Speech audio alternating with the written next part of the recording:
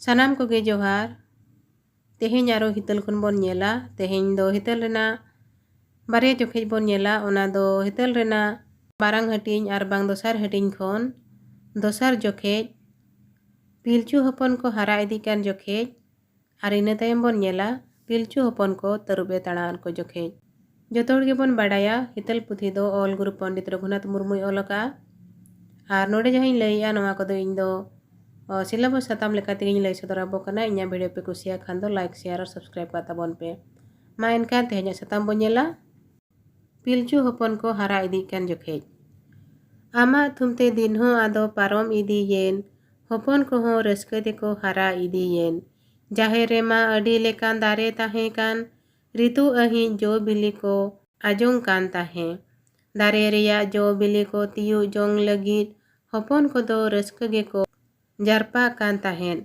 उना कोड़ा उना कुड़ी मीत तेको दाड़ान nail Jong ते हो रस्के गे उनको को नेल लेन।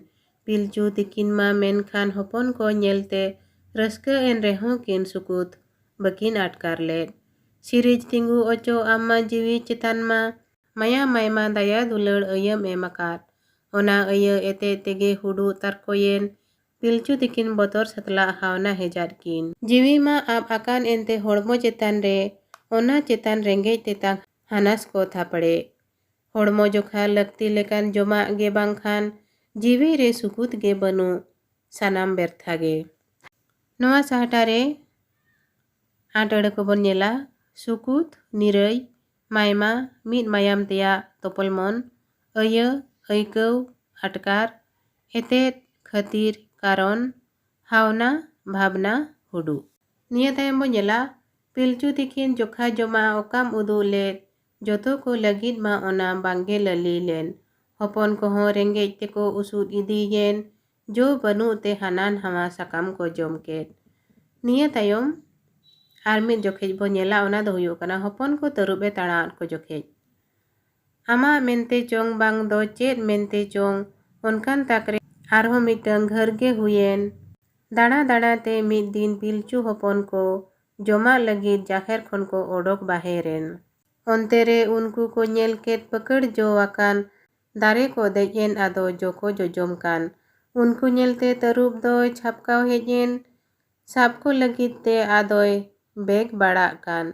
पिलचू तिकिन हपन को किन पांजा लेर को गे फाराक न्योरे किन ताहे कान ओना ओक्तो रे।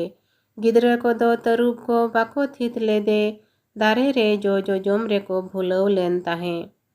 नोआ साहटा रेना आटड़ बोन नेला लली कुड़ब लेका उसूद मोरा घर बतर गे घटन पकड़ पकाड़े।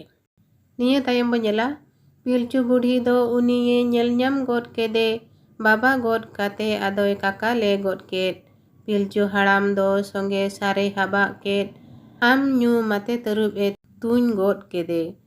आराड़ावाते तरुब ए दड़ रुवड़ेन हपन को हो तरुब को नेल तियुग गोद केदे। अड़ी तेद गे को बतोरेन उनको हपन को हानान हवा डर रे को लाम्बेद हपियेन। पिलचू तिकिन हो ओंडे किन सेटेरेन आदो हपन को जोतो किन होहो आड़गो केट को। मेना को गिया बुगी गे जोतो हपन गे उनको नेलते पिलचू तिकिन आमकिन गोडात में। हपन कोहों को झमलेयेन आयो बाबा ठेन बतोरेना ले मेनते को लय केट अवड़ी गे। पिलचू तिकिन हो उनको किन लय रुवड़ात को धर्मय दु आकाद पिया उनी गोडाय पे। पिलचू हपन को हो आदो आम को गोडात में तुमान पे मेनते आम हो आड़ांग एम केट।